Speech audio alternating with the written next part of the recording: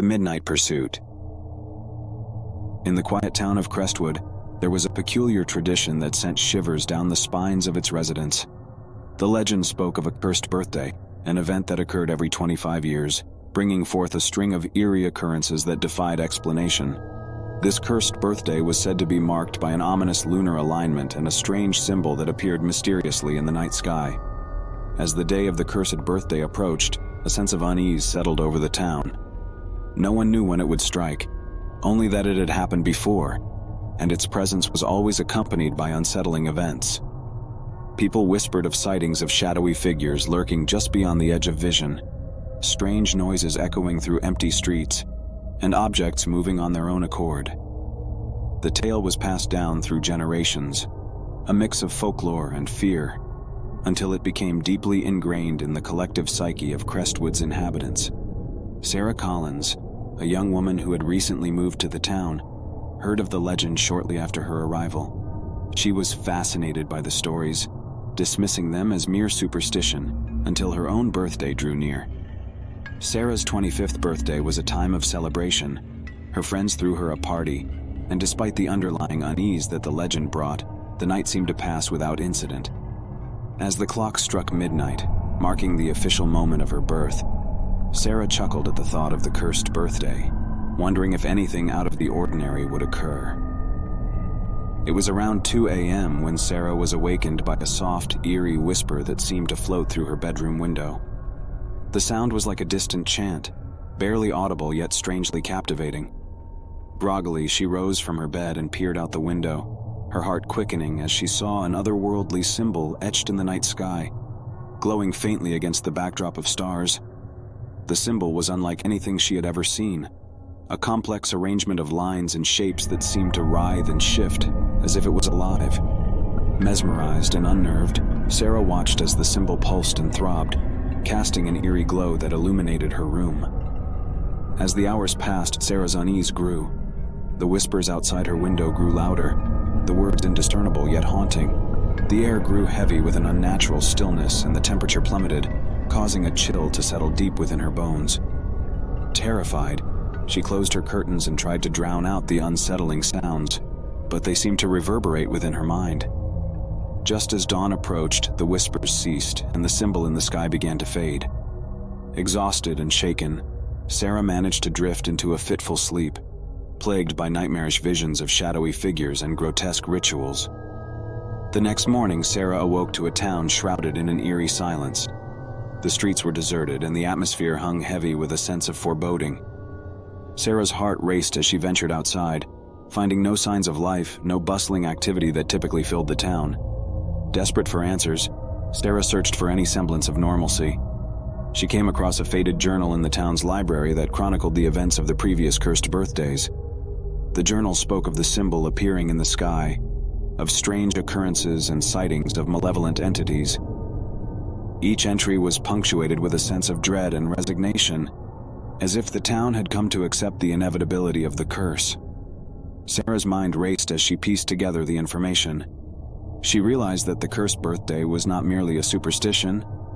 It was a horrifying reality that had plagued Crestwood for generations. Determined to break the cycle, Sarah delved deeper into the journal's entries, seeking a way to unravel the curse's dark secrets.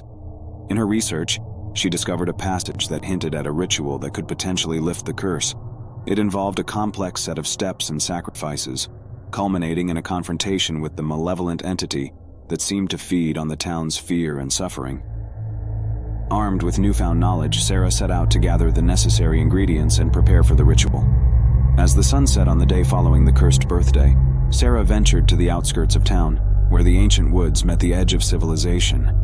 With the moon hanging low in the sky and the ominous symbol barely visible, she began the ritual. The air grew thick with tension as Sarah chanted the incantations and made the prescribed sacrifices. The woods seemed to come alive, the shadows dancing with an unsettling energy. Suddenly, a gust of wind swept through the clearing, extinguishing the candles and plunging everything into darkness. From the darkness emerged a figure, a twisted, nightmarish entity that seemed to be a manifestation of the town's darkest fears. Its eyes glowed with an otherworldly intensity, and its presence radiated malevolence. With a voice that seemed to reverberate through Sarah's very soul, it spoke. "You cannot escape the curse, for it is woven into the fabric of this town's history. It thrives on fear, and your futile attempts to break it only strengthen its hold." Undeterred, Sarah confronted the entity, determined to face the source of Crestwood's torment head-on. As she did, the entity's form began to waver and flicker, its grip on reality weakening. With each word of defiance, the symbol in the sky began to distort and unravel, and the air filled with a cacophony of desperate screams. With a final surge of energy, Sarah completed the ritual, channeling all of her willpower into breaking the curse that had haunted her town for generations. The entity let out a piercing shriek, its form disintegrating into a swirl of darkness before dissipating entirely. The symbol in the sky collapsed in on itself, leaving the night sky clear and starlit once more. As dawn broke over Crestwood, Sarah collapsed to her knees, exhausted and battered. The town began to stir, the familiar sounds of life returning to the streets. The curse had been broken, and the town was free from its grip. But the memory of that fateful cursed birthday would forever haunt the minds of Crestwood's residents.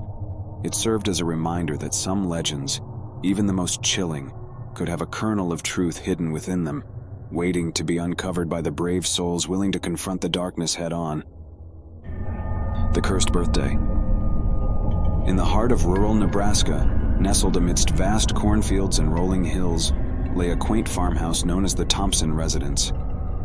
The Thompsons were a close-knit family, deeply connected to the land they called home. The house had seen generations of celebrations, births, and milestones, yet it harbored a chilling secret that would eventually unravel a family's sense of security. The farmhouse held a prominent place in the family's history, passed down through the years. Eleanor Thompson, the matriarch of the family, had spent her childhood exploring its nooks and crannies, creating cherished memories with her parents and siblings. As an adult, Eleanor inherited the property and decided to raise her own family there. However, as the years went by, strange occurrences began to disrupt the tranquil atmosphere of the farmhouse. Eleanor's husband, Richard, was the first to notice unusual sounds echoing through the hallways at night. Faint footsteps, doors creaking, and soft whispers that seemed to come from nowhere. He attributed these odd happenings to the creaky nature of an old house, dismissing them as figments of his imagination. As the couple's two children, Sarah and Jacob, grew older, they too became aware of the unsettling atmosphere that seemed to pervade the house. Sarah would often wake up in the middle of the night, feeling as though someone was watching her. Jacob reported seeing fleeting shadows out of the corner of his eye, and his toys would sometimes move on their own. Eleanor, determined to maintain a sense of normalcy, tried to shrug off these incidents as coincidences. She convinced herself that the house's aging structure was responsible for the strange sounds and sights, but her unease grew as she noticed the family dog, usually calm and docile, grow agitated and bark at seemingly empty spaces. One night, as a storm raged outside, the family gathered in the living room, seeking comfort in each other's presence. The wind howled and rain battered against the windows, drowning out the eerie sounds that had plagued them. Eleanor lit a fire in the fireplace, hoping to chase away the lingering chill that seemed to permeate the room. As they sat huddled together, a gust of wind rushed through the room, extinguishing the fire's flames. In the sudden darkness, Eleanor felt a presence, a cold, palpable energy that seemed to envelop her. Panic seized her heart as she realized that they were not alone. "Who's there?" Eleanor's voice trembled as she called out to the empty room. No response came, but the air grew even colder. The children clung to their parents, their faces etched with fear. The room seemed to contract, the walls closing in as if the very essence of the house had come alive. Then, a faint whisper, a voice that seemed to echo from the depths of time. "Eleanor." The name hung in the air, both familiar and foreign. Eleanor's heart raced as she strained to see through the darkness, her senses heightened by fear. And then a figure emerged from the shadows. A woman dressed in antiquated clothing, her face pale and haunting. Eleanor's breath caught in her throat as she recognized the figure. It was her great-grandmother, a woman who had died long before Eleanor was born. The apparition's eyes bore into Eleanor's, filled with a mixture of sorrow and longing. "Eleanor, help me," the specter pleaded, her voice barely audible yet piercingly clear. The room seemed to warp around them, reality and the supernatural intertwining in a dance of the eerie. Eleanor's mind raced, trying to comprehend what was happening. Her great-grandmother's story had been passed down through the generations. She had disappeared under mysterious circumstances, leaving her family in agony. Eleanor found her voice, her resolve strengthened by a mixture of fear and empathy. "How can I help you?" The apparition's form wavered, its edges becoming hazy. "Find my remains, Eleanor. Lay me to rest." The figure dissipated, leaving the room in darkness once again. The storm outside had subsided and the air felt charged with an otherworldly energy. Eleanor's family huddled together, unsure of what they had just witnessed. Determined to uncover the truth, Eleanor embarked on a quest to piece together the fragments of her great-grandmother's life. She researched records, visited local historical societies, and sought the advice of paranormal investigators. Slowly, she unraveled the mystery. Her great-grandmother had vanished under suspicious circumstances, her remains never found. With newfound determination, Eleanor located the site where her great-grandmother's remains were believed to be hidden.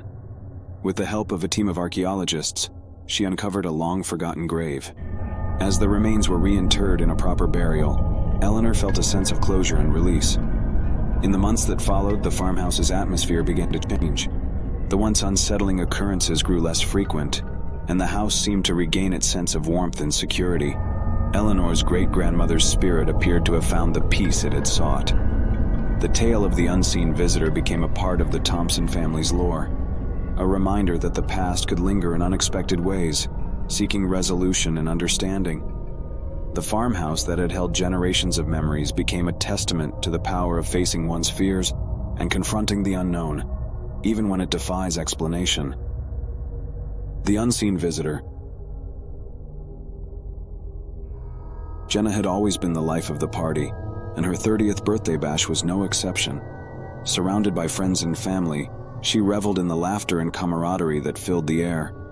But as the clock struck midnight and her birthday officially ended, a sense of unease began to creep over her. The celebration had taken place at a charming lakeside cabin, nestled in a remote part of the woods. The nearest town was a good hour's drive away, and the road leading back was a winding path flanked by towering trees. As Jenna bid her guests goodbye and set out on her journey home, she couldn't shake the feeling that she was being watched. The night was pitch black, the only source of light coming from her headlights as they cut through the darkness. The hum of the engine was the only sound that broke the silence of the night. Jenna tried to brush off her unease as a byproduct of the late hour and the stories she had heard growing up. Tales of things lurking in the woods, waiting to pounce on unsuspecting travelers. As she drove, her eyes kept darting to the rearview mirror, searching for any signs of movement. But the road behind her was empty, the darkness swallowing up everything in its path. Jenna laughed at her own paranoia, trying to remind herself that she was safe within the confines of her car. Yet no matter how hard she tried to shake the feeling, Jenna couldn't shake the sensation of being followed. A chill ran down her spine as she remembered a recent news story about a string of break-ins in the area. She tightened her grip on the steering wheel and quickened her pace, her heart pounding in her chest. Minutes turned to hours and the miles seemed to stretch on endlessly. Jenna's mind played tricks on her, every rustling leaf and hooting owl sending her imagination into overdrive. Her eyes were fixed on the road ahead, her knuckles white from gripping the steering wheel so tightly. A sudden glint of light caught Jenna's attention in her rearview mirror, a pair of headlights far in the distance. She felt a mixture of relief and trepidation, hoping that it was just another traveler making their way home. But as the headlights grew larger and closer, she realized with a sinking feeling that they were gaining on her. Panic surged within Jenna as the other car drew closer, its headlights blinding her through the rearview mirror. She pushed her foot down on the gas pedal, trying to put more distance between herself and the pursuing vehicle. But no matter how fast she drove, the other car maintained its relentless pursuit. Jenna's mind raced, her heart pounding in her ears. She contemplated calling the police, but the thought of slowing down even for a moment filled her with dread. She cast furtive glances at her phone, her trembling fingers attempting to dial the emergency number without losing control of the wheel. Just as Jenna was about to make the call, a sudden burst of static erupted from her car's radio. She jumped in her seat, her eyes darting to the radio in confusion. The static crackled and popped, forming distorted syllables that sent a chill down her spine. She strained to make out the words, her heart racing with a mix of terror and confusion. Jenna, birthday, alone. The words seemed to be spoken in a whisper, carried by the static. Jenna's breath caught in her throat as the realization dawned on her. The eerie message was a twisted echo of her own thoughts and fears. With a surge of determination, Jenna made a split-second decision. She veered off the main road, her car bouncing along the rough terrain as she raced into the woods. The pursuing headlights followed suit, the other car's engine roaring as it maintained its pursuit. Jenna's heart pounded in her chest as she navigated through the dense trees, her headlights barely piercing the inky darkness. Branches scraped against her car and the path grew narrower with each passing second, but she refused to give in to the fear that threatened to overwhelm her. After what felt like an eternity, Jenna spotted a clearing up ahead. With a burst of adrenaline, she accelerated, her car bursting through the tree line and into the open space. She slammed on the brakes and skidded to a stop, her breath coming in ragged gasps. As the pursuing car emerged from the trees, its headlights revealed a masked figure behind the wheel. Jenna's heart raced as their eyes locked, a mixture of anger and frustration evident in the other driver's gaze. Without hesitation, the figure slammed their foot on the gas pedal, attempting to charge at Jenna's car head-on. In a desperate bid to escape, Jenna quickly reversed her car and swerved to the side, narrowly avoiding a collision. The pursuing car sped past her, its tires kicking up dirt and leaves as it careened down the clearing. Jenna watched in horror as the other car disappeared into the night, the sound of its engine fading into the distance. Trembling and shaken, Jenna sat in her car, her breaths coming in ragged gasps. The night was once again enveloped in silence, broken only by the faint rustling of leaves and the distant hoot of an owl. With trembling hands, she reached for her phone and dialed the police, recounting the chilling pursuit through the dark woods. When the police arrived, they found no trace of the other car or its driver. They reassured Jenna that they would patrol the area and investigate the incident thoroughly. As Jenna gave her statement, her thoughts returned to the eerie message that had come through her car's radio, a message that seemed to come from the very depths of her own fear. In the days that followed, Jenna couldn't shake the feeling that she was still being watched, her mind haunted by the memory of the pursuit.